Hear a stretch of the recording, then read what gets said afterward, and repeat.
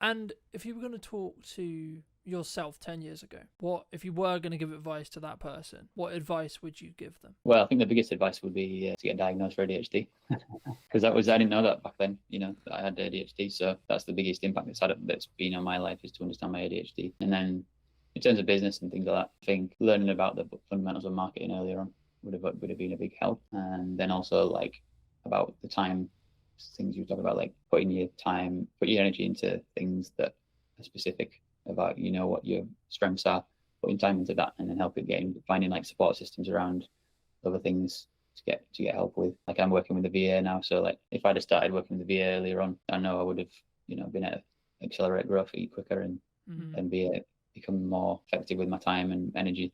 And I also don't think of time, and I don't think of it as time anymore. I think of it as just energy. So I just think like, what energy do I have in this moment, this present moment, and use that based on what I want to get, what I want to achieve and stuff like that, and what are the priorities and different things like that.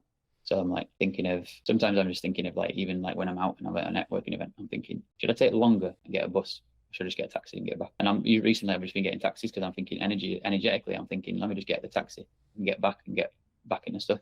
And I've still got the momentum to finish work I'm doing or whatever, rather than saving money and do it and getting the bus or whatever. It's like different things like that. Like time is on one hand, and then the other is energy. And I've been sort of like noticing the difference when I'm making decisions.